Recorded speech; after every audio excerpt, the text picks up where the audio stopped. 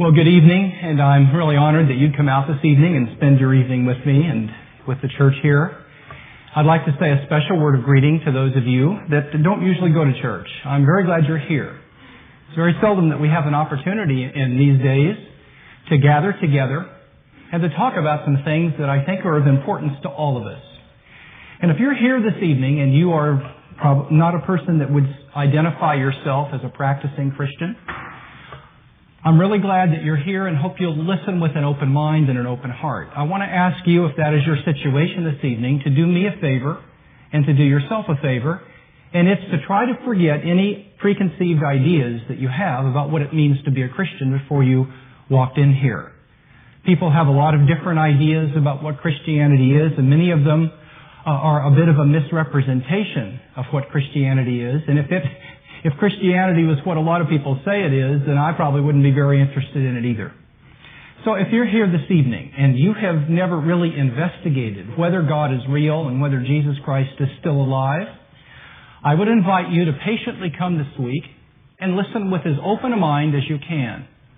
And I'd like to ask you to evaluate the kinds of things I'll be sharing with you. I don't expect you to buy what I'm going to say just because I say it. But I do hope to give you a few things to think about, and I hope you'll do that. I hope you'll think about them. Now, I want to talk to you this evening about a question that is very, very important to all of us. I don't know you well, but I know something that's true of each and every individual in this room. Every single person in this room wants their life to count for something. You would like to have meaning in your life. When you have a little child, you look at that little child, and you say to yourself, I hope this little child grows up and has a significant, meaningful life. The problem is, not all worldviews are equally consistent with the desire to have meaning in life. And to be real frank with you, if there is not a God, there's a pretty good chance that nothing matters. I had a professor in my PhD program at USC that was an atheist and did not believe anything had any value. He was quite clear about the idea that if there were no God, there would really be nothing that was right or wrong in the ultimate sense of the word. What was interesting to me was he had a little child, and he used to cuddle this little child in the crib as though this little pound of 8, 9, 10 pounds of chemical and physical materials was actually meaningful and significant. And it was a bit difficult for him to harmonize the way he treated this little organism with his view of reality. There was another professor there, an atheist as well, who did not believe anything existed except matter. He blew his brains out one afternoon. The philosophy department held a little memorial service for him. I was not at the service, but I heard from some grad students that went that it was a tragic, pathetic time. They tried to eulogize his life. They said things like, well, he loved his students. The truth of the matter is he hated his students. They said, well, he really gave himself to his work. And the truth of the matter was he didn't care about his work. There was no point to his life whatsoever. And if there's no God, there was no loss there, is my view. I don't mean to be harsh, but if there is no God, he really had no significance at all. Neither do you and neither do I. And that's what I want to ponder this evening. I want to raise the question, how is it possible for there to be such a thing as meaning in life? Now, you may think that this is a pretty wild, hairy question, and it is. Woody Allen was once asked, can you tell me the meaning in life? And his answer was equal to the occasion. He said, you asked me about the meaning of life? Good Lord, I can't even find my way around Chinatown. The question of the meaning of life can seem like an overwhelming kind of question. But it is an important question. A University of Pennsylvania psychologist named Martin Seligman wrote an article a few years ago that came out in Psychology Today. The article was entitled Boomer Blues. Seligman did a study of people in the baby boom generation, which I take to be roughly from their upper 40s now down to probably low 20s, somewhere in there. might include some of what is called busters, but he studied this generation, and he discovered that people in this age group suffer from depression, listen to this, 10 times more frequently than people at any other time for which they have records of depression in our country. Now, he asked the question, why are people experiencing an epidemic of depression? His answer was that people today have lost their confidence in the possibility of relating their lives to some larger cosmic purpose that they take to be real and valuable. And instead, they spend all of their time focusing on their own interests and trying to create meaning by looking at their own sense of self. And, said Seligman, the self is a very poor place to try to generate and create meaning out of nothing. The question of whether there's meaning in life is a crucial one for you and for me. If you're a father and you do not have an answer as to whether or not there is any purpose in life, I don't mean to hurt your feelings, but you will let your children down. There will be a part of your fathering that you will never be able to satisfy if you are not clear about the fact that there is such a thing as meaning in life and where it comes from. Similarly, if you're a mother, or if you have friends, then discuss this with them. What kind of a friend are you? If you cannot help your other friends to discover whether or not there is any meaning in life. And if there is no meaning in life, then I think we ought to face the fact. The French atheist Albert Camus, who was an existentialist philosopher, he was an atheist. Listen to what he said. He said, there is but one truly serious philosophical question. All the rest of the questions pale into insignificance in light of this one question, and it's this. Why should I not commit suicide? Judging whether life is or is not worth living amounts to asking the most fundamental question of life. And Camus said that if there's no supreme being and if there is no ultimate purpose in life, then there is no real reason why I should continue to live. And whether I die at the age of 35 through suicide or live to 75, in the ultimate scheme of things, makes no difference. Because I don't make any difference to begin with. There's no purpose why I'm here. I am, in short, a cosmic accident, said Camus. Now, I want to get clear that my topic this evening has to do with meaning in life, not satisfaction. My question is not the Rolling Stones question, I can't get no satisfaction. I'm not looking at that question. I am raising the question of whether or not there is any purpose for life. Are we here for a purpose? Do you have intrinsic value? Do you have value? Are you a valuable object? Or is the only value you have the value that you create by believing yourself to be valuable? Very, very different, folks. Very different. Are you valuable, really? Do you have worth? Are you here for a purpose? Is your life, does it have a point to it? Is there anything that's right or wrong? I am not asking the question of how can I go through life and find things that make me happy. Give me pleasure. Because life is not about pleasure. There's got to be more to life than just living for pleasure. Last night my daughter was being teased. I went home this afternoon and found out that a couple of the girls across the street, they're all 7th graders, were kind of teasing her. And they were taking her bicycle and weren't giving it back to her. And she said, she stood up to them and said, you can't do this. You've got to give me my bike back. This isn't right. They're getting in an age where they're starting to tease each other now a little bit more. And this one girl said to my daughter, she said, hey, what difference does it make? We're just playing. That's what life's all about, having fun anyway. Come on. And my daughter said to her, no, that's not what life is all about. Life is not about having fun. There's more to it than that. And I think she's right. I think she's right. Whew, they're picking something up. The chances are you probably have devoted your life to living for your own pleasures. And you probably know deep in your heart that if that's what you're living for, that is not enough to justify force, 4, and 10 on this earth. Let me give you an illustration as to how I know that's the case. Suppose there was a fellow named Juan Mug who went to UCLA to college. This is a make-believe story, by the way, although I wouldn't put it past UCLA to do something like this. Having gone to USC, you'll forgive me about that. One mug was a dunce.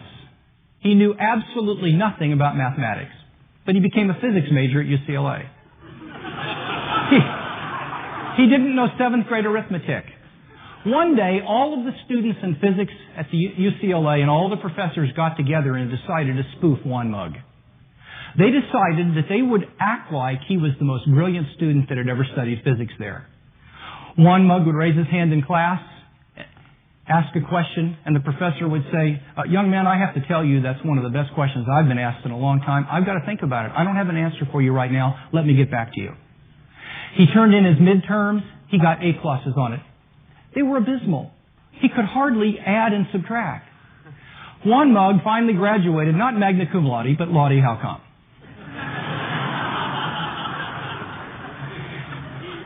He ends up deciding to get a PhD in particle physics. So, with a little bit of letter writing, they inform all of the particle physics community in North America, Canada, Europe, and the Soviet Union, and whatever it's called today, of what One mug was doing, and they all got in on the spoof. One mug ended up occupying a prestigious chair of physics, being interviewed in Time and Newsweek, being sent to various parts of the world to consult about particle physics. He knew absolutely nothing about what he was doing. Do you envy One mug? Would you like to be him? Would you like to be he, excuse me? Would you like to be One mug? Well, think about it for a minute. One mug's life is the definition, it's the Platonic form, if you will. It defines what it means to have a life of nothing but pleasure.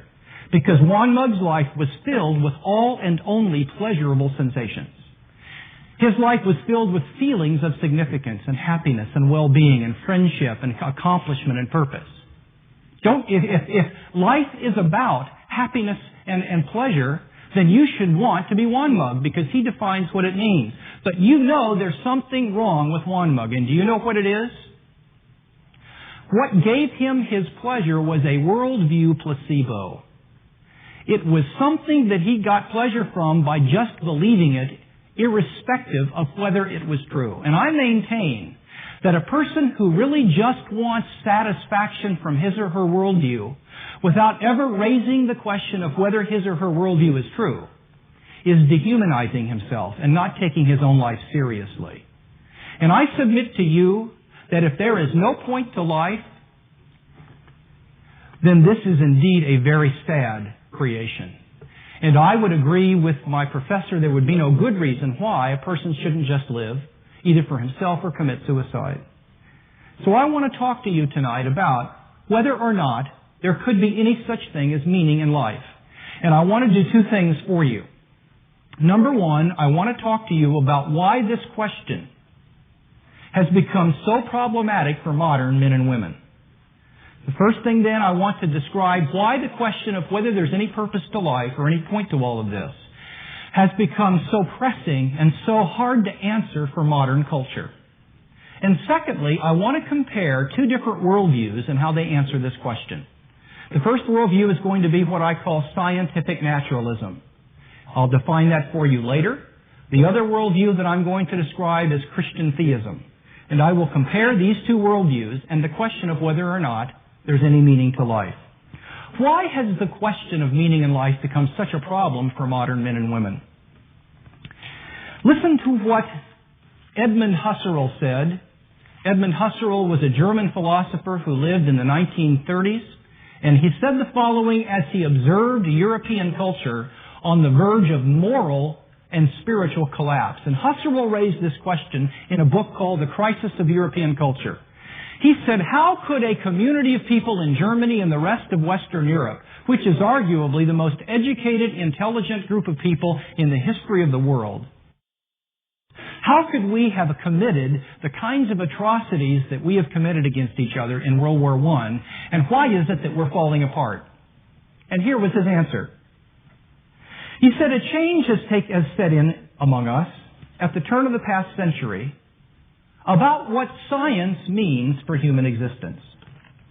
Science, says Husserl, excludes in principle precisely the kinds of questions which human beings, given over in our unhappy times, find the most burning. Questions of the meaning or meaninglessness of the whole of this human existence. Husserl's comment boils down to this. He said that modern men and women think that science is the only thing that gives us truth about what's real. And if science is all there is in terms of what gives us truth about what's real, then we will have no values because science is in principle incapable of addressing questions about the existence of value. Science cannot address in principle a question like, is there any purpose to the whole history of the universe? That is not a scientific question.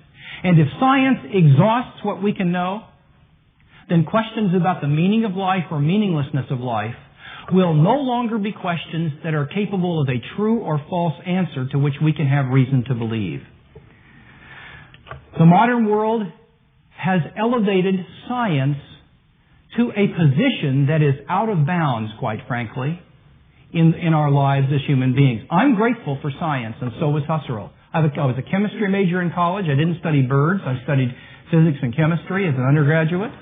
I'm very grateful for science. That's not my point.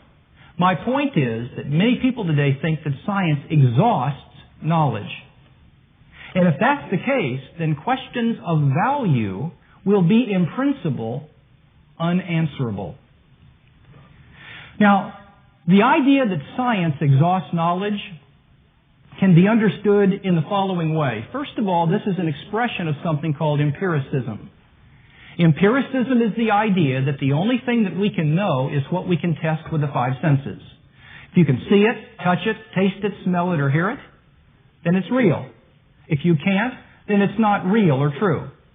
Thus, I can tell whether there's a podium in this room because I can turn over here and see the podium or touch it and have a sense experience of the podium. Do you understand that? The problem is there's not a single question of importance to human life that can be judged on the basis of a sense experience. How about this question? What is justice? Is there life after death? What is a virtue and what is a vice? What does it mean for something to be right or wrong? Am I a creature of intrinsic value? Is there a God? Do I have a soul? These are not questions that you can answer by appealing to a sense experience.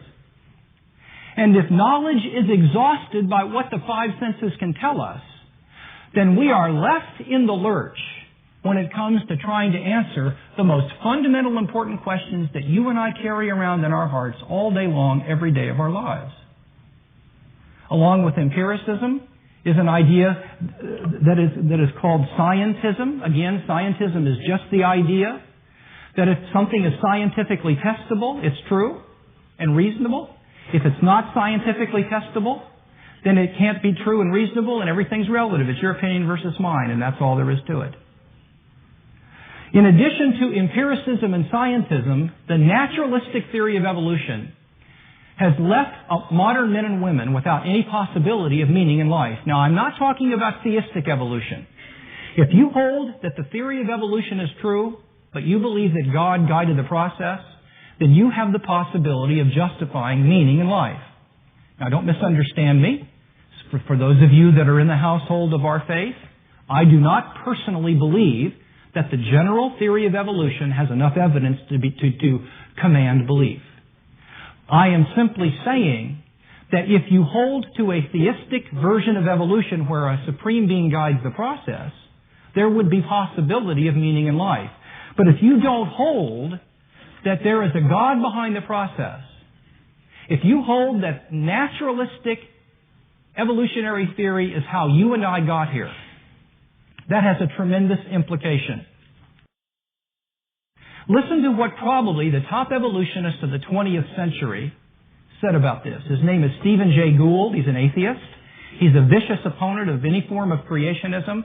By the way, the book, The Creation Hypothesis, that I co-authored with a number of other people, one of the persons that writes the chapter on the fossil record was one of Dr. Gould's leading students at Harvard. He has his PhD in paleontology at Harvard, and he's a creationist. But here is what Gould said are the implications of evolutionary theory, atheistically construed, for the value of human life. Listen to what he says.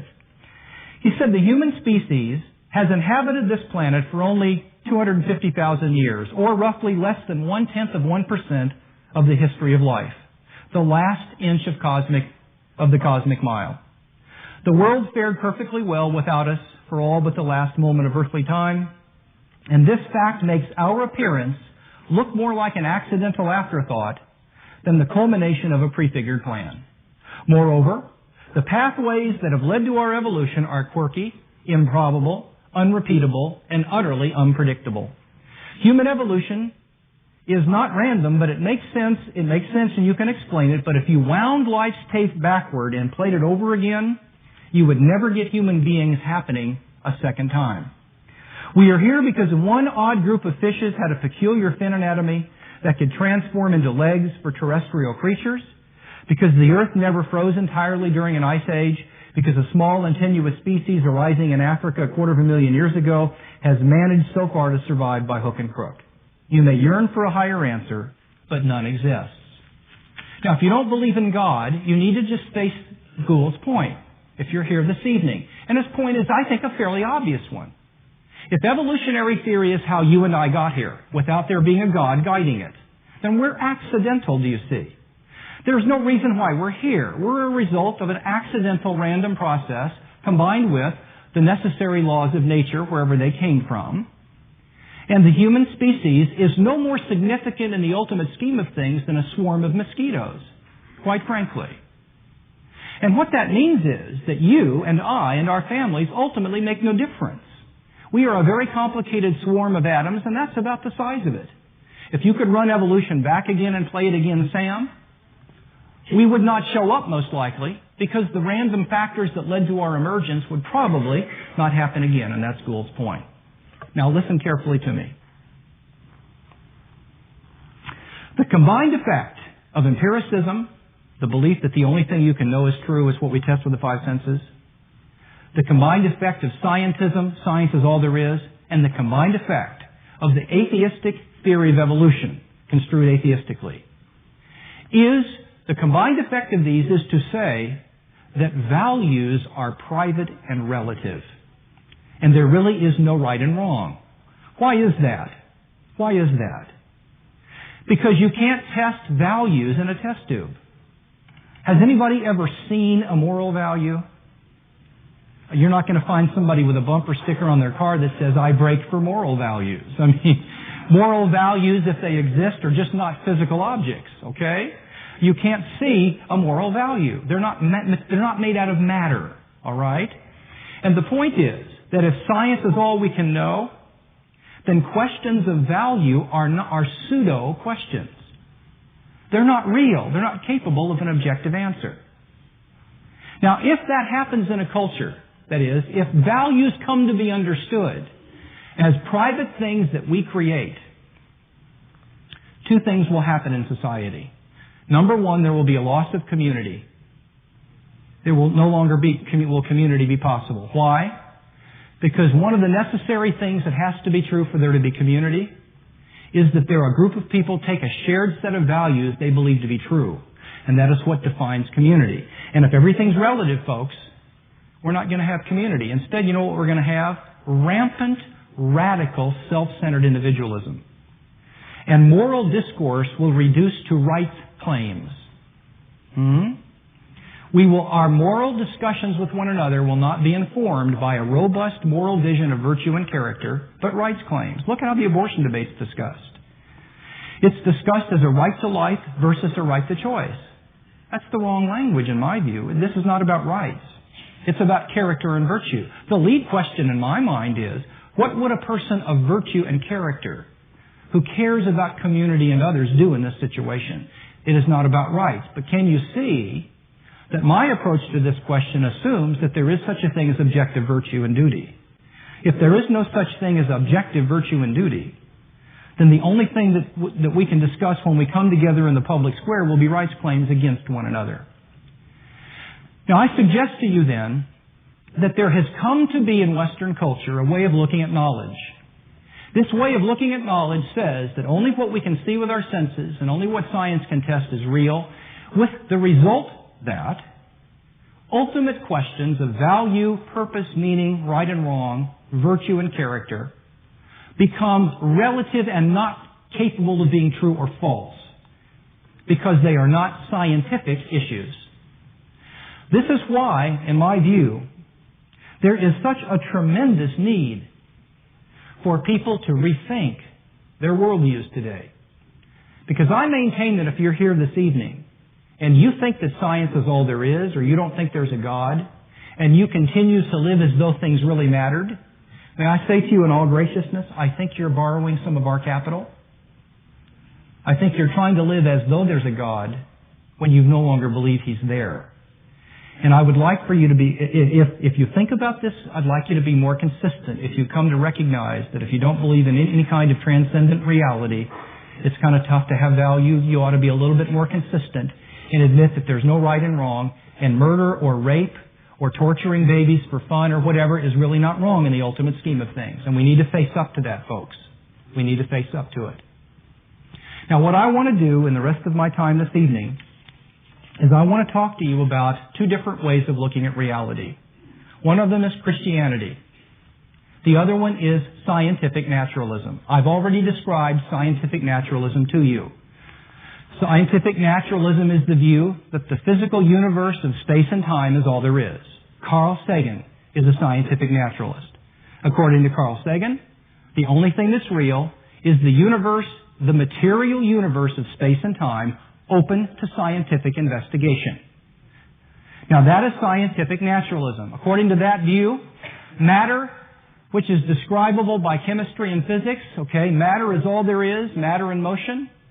The Big Bang occurred. The laws of nature and the fundamental forces of nature were spewed out of the Big Bang. Different particles coalesced. The things that happened in the history of the cosmos were the result of a process of chance and necessity according to the laws of chemistry and physics. And all there is the space-time physical universe available to scientific study.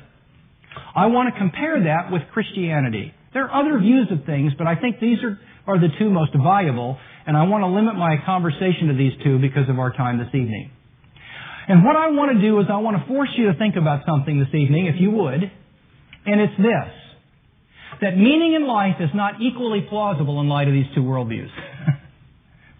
And if you are a scientific naturalist this evening, I'm going to try to show you that you have no possibility of having any meaning, there to be any meaning in life. And what I want to do is I want to compare Christianity and scientific naturalism with 5 things that I think are important before there could be such a thing as meaning in life. I'm going to take scientific naturalism and Christianity, and I'm going to have both of these worldviews address 5 issues that are relevant to the question, could there be such a thing as purpose and meaning in life? The first thing that's important is freedom of the will and responsibility. Freedom of the will and responsibility. Now, let's get all the fussing aside and let's just talk turkey. You know, don't you, that every now and then at least you act freely. You know that you have a free will to choose to do things, and you are responsible for your choices. You know that.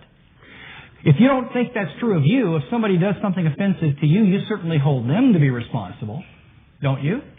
Right now I have a choice to raise my arm or keep it by my side. I just exercise my freedom. I could have kept it down at my side had I chosen.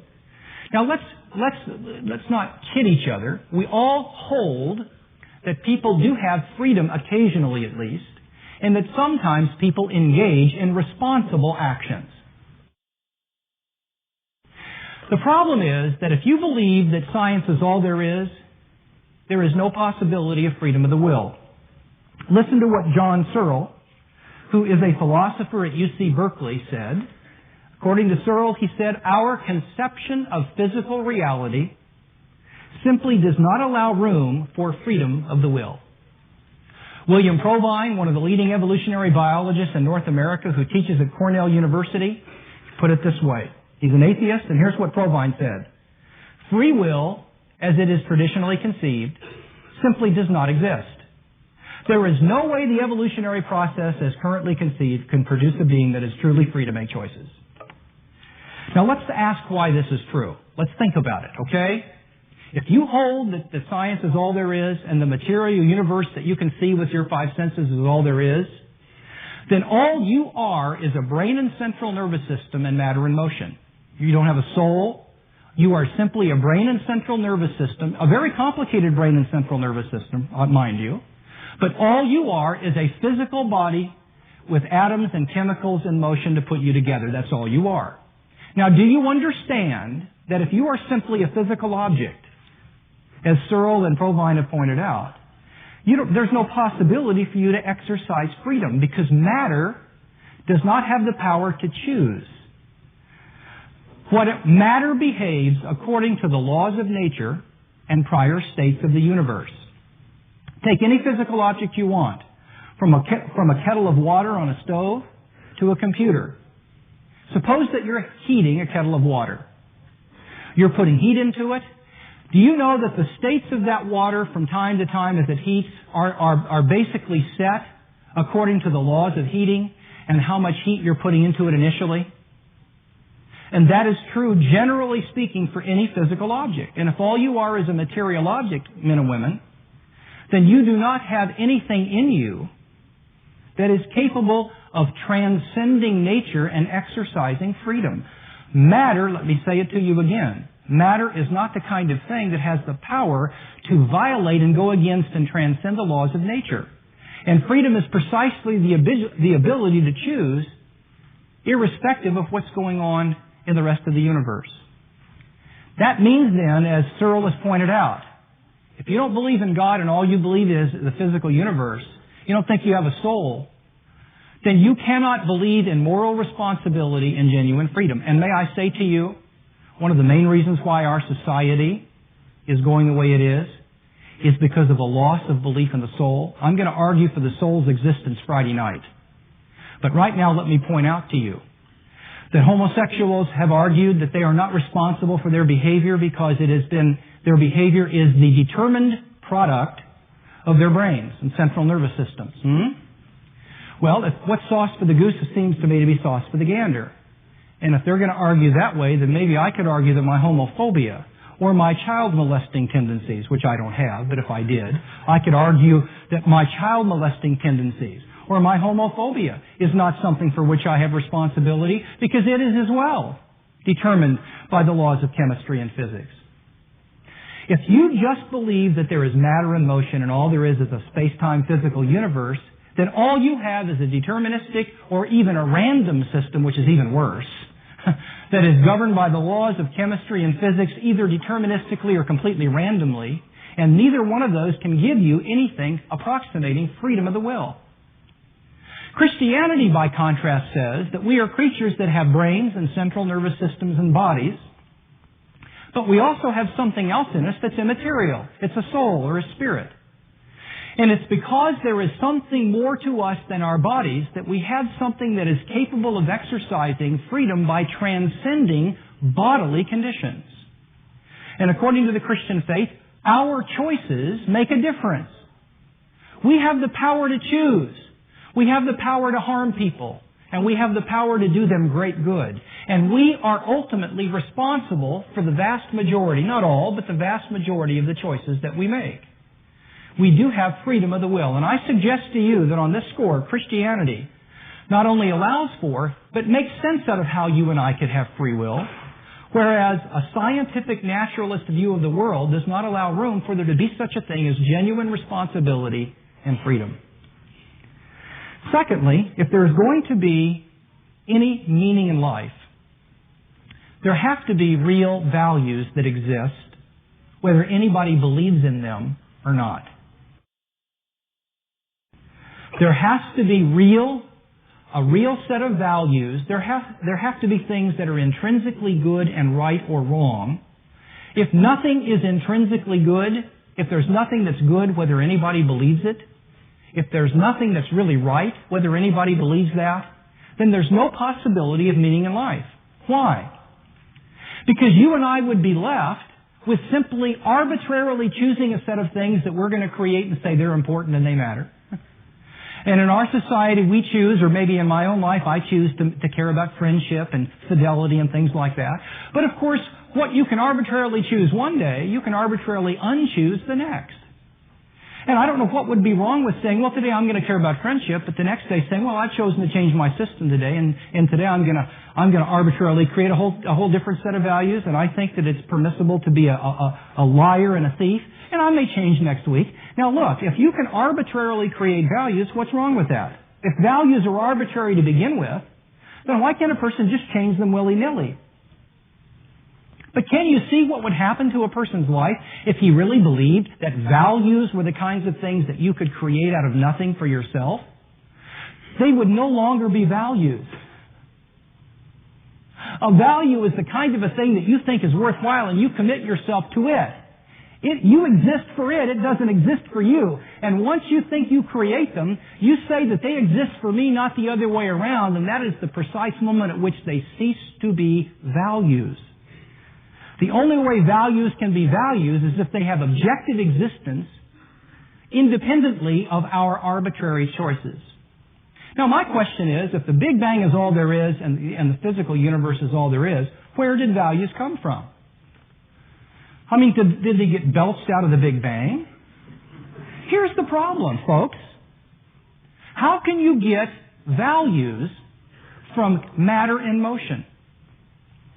Now see, Christianity says that values are part of the ultimate furniture of the universe, because according to Christianity, matter is not the ultimate entity in reality.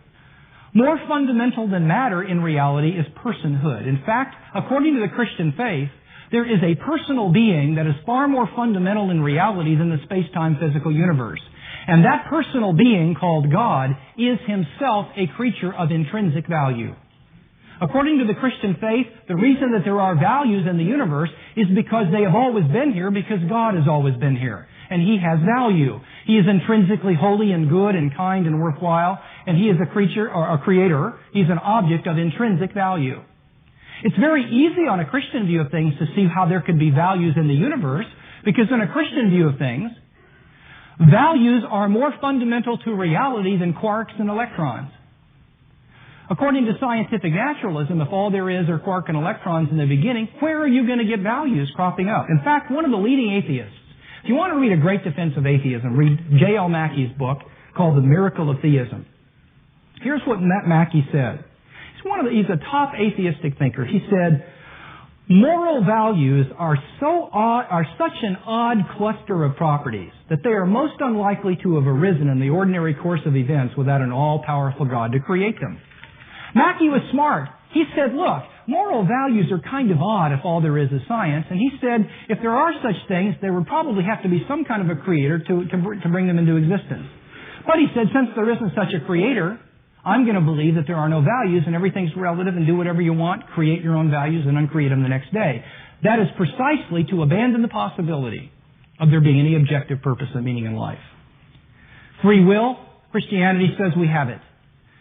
The naturalist, if you're here this evening and you do not believe in God, you owe me, I don't mean this personally, but I mean you owe me in a sense an account of how we got here. You do owe me that account. And I want to know how we got here.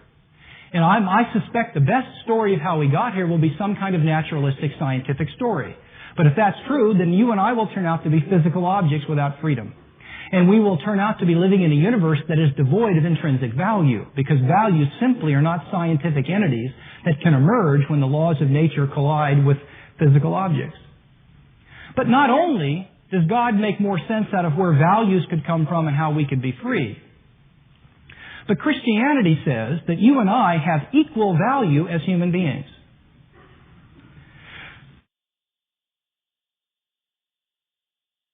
How is a scientific naturalist who believes in evolutionary theory and doesn't believe God guided the process, how is a person like that going to justify the claim that human beings have intrinsic value and that we all have equal value? As a matter of fact, they won't. And if you're not a Christian here this evening, and if you're a studied person and you've thought about this, then you will be familiar with the term speciesism. Speciesism is the idea, it's a form of racism to many.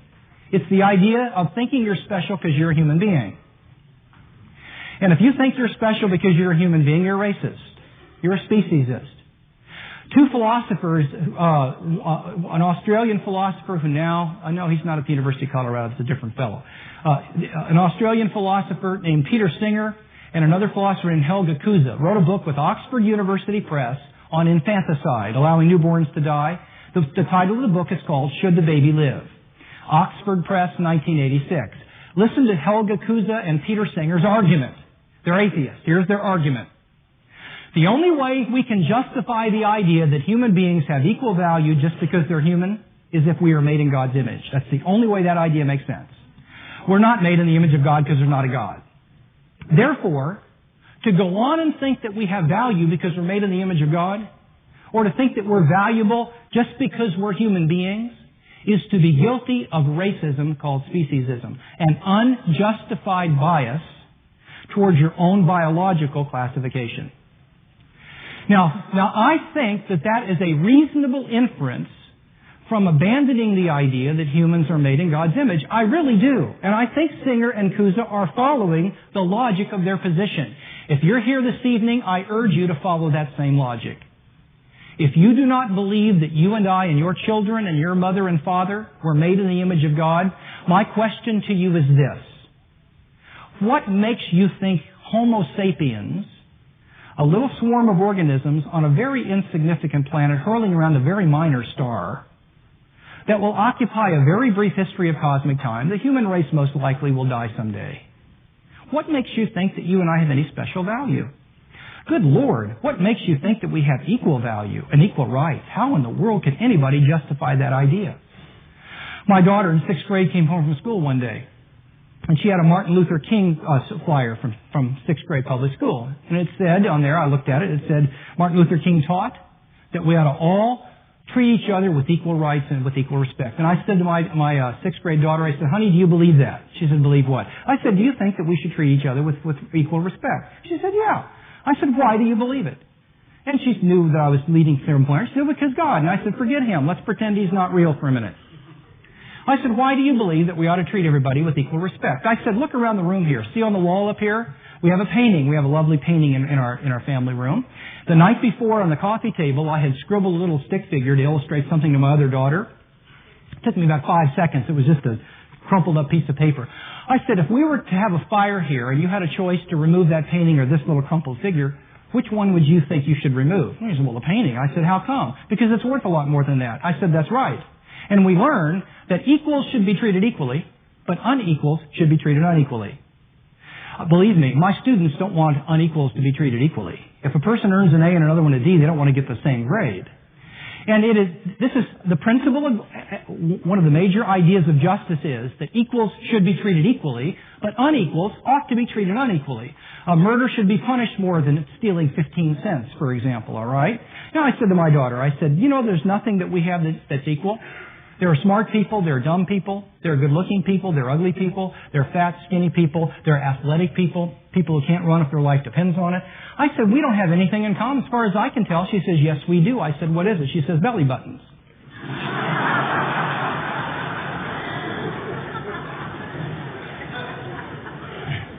I said, okay, there are people with big belly buttons and people with little. Does that mean that we ought to treat the people with big belly buttons with more respect than the people with little ones? I said, I got another problem with that. What if we took your sister to the doctor and had her belly button removed? Could we now use her as a doorstop? See the point I was making? I said, it's not just that we have to have something equally in common in order for us to be treated equally. Whatever it is that we have equally in common has got to be relevant to the topic of moral treatment. And having a belly button isn't relevant. And I said, do you know that there's not a single thing that we all have in common equally that could make sense out of the idea that we should treat one another equally except for the fact that we are all equally human beings? And the reason that matters is because we are made in the image of God. Martin Luther King believed that. That's why he thought human rights were reasonable and why people should be treated equally, because he believed all humans had something in common equally, namely the image of God. If you are an unbeliever and do not believe in the image of God, I want to know what makes you think humans are more special than other life forms, and why would you believe that all humans are of equal value? I submit to you there is no answer to that question apart from an arbitrary political position that is adopted, especially in Western culture, which I must tell you was rooted in the belief in a Creator God. We hold these truths to be self-evident, that all men are endowed, listen carefully to me, not the state. They are not endowed with rights by the state. That means the state can't take them away. They are endowed by a Creator. And if you're here this evening and don't believe in a Creator, I do not know where rights come from apart from the state. And what the state giveth, the state can take it away, because the state would ultimately be basing its decisions upon that which is arbitrary. Fourth, the idea of there being a purpose or a plan in life. According to the scientific naturalist, there is no purpose for history. History is a series of ultimately meaningless events. One event follows another event according to the laws of chemistry and physics. Whether those laws be deterministic or probabilistic laws does not matter. The truth is that if scientific naturalism is the case, then there is no purpose for human history. There is no reason why humans are here. History is not moving to a climax. There's no goal to any of this, and I have news for you. There is no reason why you're here. You are not here for a reason, if scientific naturalism is true. If Christianity is true by contrast, we are made in the image of a God that loves us, and we are here to seek Him and know Him and to explore and rule His creation because we believe it has value because He gave it value. We are here to enjoy Him. We are here to know Him. We are here to study. We are here to learn mathematics and art because those things have value due to the fact that they come from a being that gave the entire history of the cosmos value. Life is pregnant with meaning if there is a personal God that made us to live for Him in the created world. Everything we do has meaning, not just coming to church, for heaven's sakes, but doing our jobs well. And you may say, well, I don't believe in God, and I think that doing my job has meaning. That's not the point. The point is, can you justify that belief? If you don't believe in God, then how can you justify the belief that your life has any point to it? Because as one person put it, we're not the favored creatures of a personal God that loves us, we're modified monkeys. And if that's true, I submit to you that there is no point to your life. That's why Camus said it makes no difference whether you help an old woman across the street or run over her with a car in the ultimate scheme of things. And folks, don't laugh at that. This is not funny. That is the dilemma of a person who has no source of values for his or her worldview. And Camus had no source of values. And he knew that there was no difference in killing or helping an old lady because in the final scheme of things, none of us matters. None of us matters. And that was his point. What I tried to say to you is that the possibility of there being meaning in life depends upon, number one, us having free will and genuine responsibility. Number two, the existence of real intrinsic values that are real whether we believe in them or not. Number three, the fact that human beings are significant and that we all have equal value as humans. Number four, the possibility and the reality that there is a purpose why I'm here and why we're all here. And I am saying that Christianity makes sense out of these ideas, but scientific naturalism has no way of justifying any of these. Finally, though, if there's going to be meaning in life, a worldview has got to be able to deal with human failure. The truth of the matter is that if you're an atheist, the fact that there is failure and evil in the world is ultimately, for you, an unfortunate accident. I don't know how you could ever be upset at human failure. I don't know how you could ever be concerned, because let's face it, and I'm here to tell you that that began the most exciting, incredible adventure that I have lived the last quarter of a century. It has been unbelievably rich and deep, because Jesus Christ is alive. I want to close this evening by giving you, if you're here this evening and you are not a person who has ever made that decision, I want to give you the opportunity to do it quietly. I want to ask if you would be willing to try and experiment this evening and let Jesus Christ, for the very first time, come into your heart. He is the only hope that you will ever have of being a significant father, citizen, or a person that lives his or her life with any kind of robust sense of virtue over the long haul, is if you walk with Him. And He gives you an opportunity tonight to have a life that's pregnant with meaning instead of a life that's filled with utter futility without any point to it. I'd like to ask you, if you would, if everyone would do me a favor, whether you believe in God or not, would you bow your heads? Just out of respect for those in the room, I'd like to ask you, if you would, to bow your head out of respect for the others around you. I'm going to pray a prayer right now, and if you would like for the first time to invite Jesus Christ to be your Savior and to invite Him to be your friend and guide, I would like for you to pray this prayer silently to yourself in your seat. There's nothing magical about the words. What matters is the attitude of your heart. But I pray words to help you express what may be on your heart. And here's the prayer. Lord Jesus Christ, I need You. I have been confused about You for a long time. I believe, as best I can, that You're real. I admit I have sinned against You and Your principles.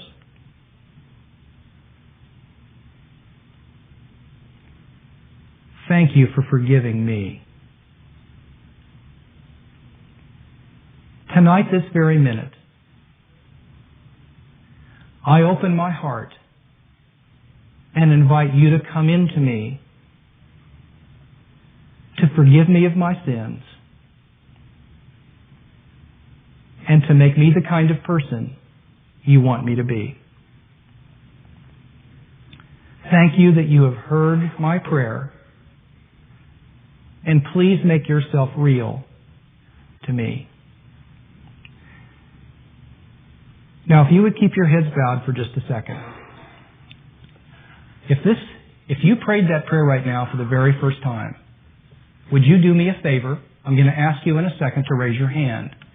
The reason I'm going to ask you to do that is I have a book I'd like to give you, and I'd like you to come down after the service at your leisure. Nobody's going to embarrass you, but I'd like to give you a book. I'd be glad to sign it for you if you'd be interested.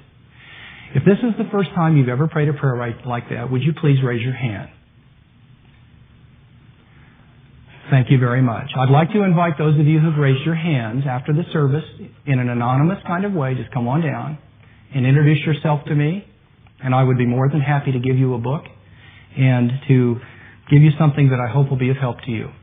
Now, I want to tell you something while your heads are bowed, that if you made that decision tonight, you have entered a family of people that have been following this man for 20 centuries. And Jesus Christ has proven Himself a helper to people for hundreds and hundreds of years. And I will assure you on the basis of my own life that He will stand with you from this day forth forever. Thank You, Lord Jesus, for hearing our prayers. In Your name, amen. I would like to thank you for coming this evening, and I'd like for those of you who regularly attend the church, perhaps not to come down right at first here, but I'd like to thank you for coming. And those of you who raised your hand, I'd like you to please come down, and I'd be glad to give you a book here. And I hope that you'll come tomorrow evening, and we'll talk about the reality of God. If you're interested in a book, for those of you who did not pray that prayer, there's some in the foyer. Thank you very much. Look forward to seeing you tomorrow evening.